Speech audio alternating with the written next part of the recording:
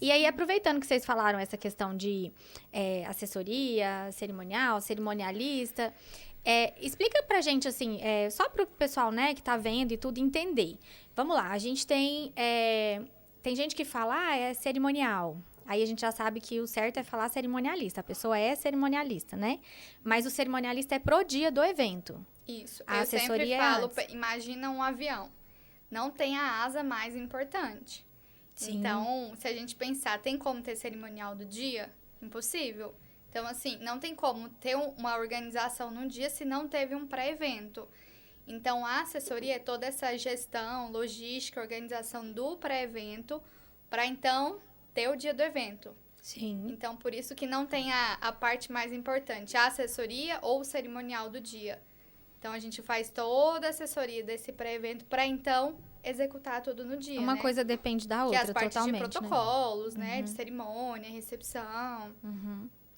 Eu sempre, quando chega, às vezes chega, assim, uma noiva chega pra quer orçar decoração e tudo, sem cerimonialista. E eu sempre bato nessa tecla. Toda vez que abre caixinha de pergunta no meu Instagram, quando vem a pergunta, o que você acha que é o mais importante, o que deve acontecer primeiro e tal, eu sempre falo.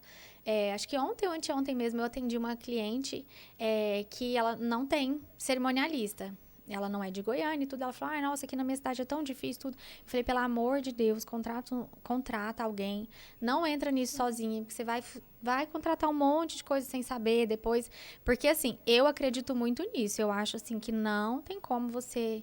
A menos, sei lá, às vezes uma noiva que é cerimonialista, e ela consegue ir ali, mas eu acho que esse processo, ter essa assessoria, esse acompanhamento, eu sempre dou para elas o seguinte exemplo, é bom até que você fala, para ver se eu não tô dando exemplo errado. Mas eu sempre falo porque eu vejo que elas ficam muito preocupadas em ter o gasto. Tipo, eu vou contratar um cerimonialista? Vou contratar nada, eu já sei tudo que eu quero, eu vou contratar sozinha. Elas falam assim. Mas...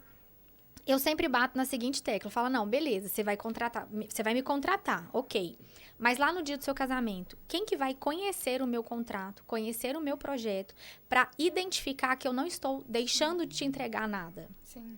Então, assim, e aí você entregar o contrato para ela ler lá no dia, é só mais um contrato que ela vai ler no dia. Se a gente tiver que resolver, vamos supor, sei lá, o seu tapete chegou lá manchado.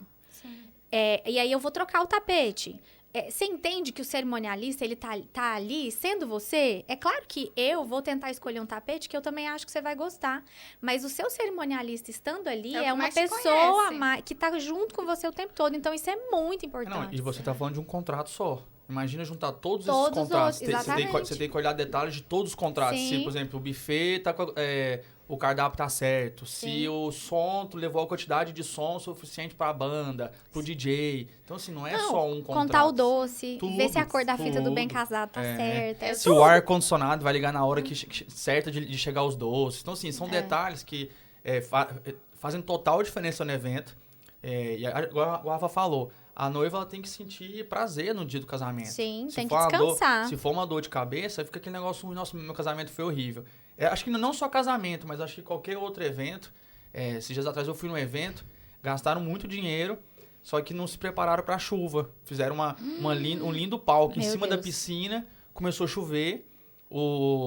A equipe de som e iluminação não tinha como deixar o equipamento na piscina, tiveram que tirar e colocar numa outra parte. E ela falou assim, a gente gastou muito dinheiro. Acaba. Por quê? Mas faltou gestão, faltou ter alguém pra falar, cara, essa época chove, essa época não dá, não arrisca, vamos arrumar uma tenda. Então, acaba que aquilo que acha que é custo, que é caro, que vou ter um gasto a mais, ela se torna um prejuízo, na verdade, quando não tem, né? Com certeza. Tem essa diferença. Eu sempre falo assim, se a gente pensar no macro, né, o quanto a noiva vai investir no casamento, em uma porcentagem é muito pequeno o valor da assessoria. Sim. Para tanto trabalho. Com certeza. Vai ter. E outra coisa que eu sempre falo assim, que não tem o contrato mais importante do casamento.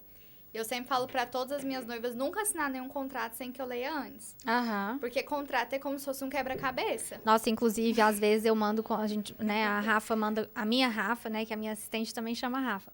Ela manda o contrato pra Rafa, e aí eu pergunto, falo, Rafa, e aí, tá o contrato, isso aqui? Não, a noiva tá esperando a Rafa ler. Falei, gente, a Rafa já sabe de cor e salteado.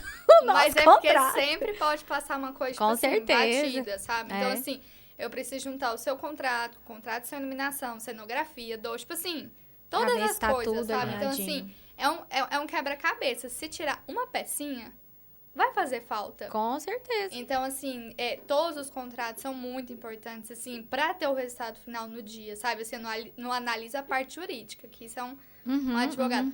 Mas, assim, o que é regra do espaço, junto com o que o decorador pode fazer, o tempo de montagem de evento, Sim, né? sim. São muitos detalhes, né? Muita coisa. Que vai passar despercebido pra noiva, Não, né? ela, Que não tem nada... muitas das vezes elas também, assim, às vezes elas não leem. E às vezes, assim, elas vão ler e não vão entender também. Porque não é algo que é da vivência delas.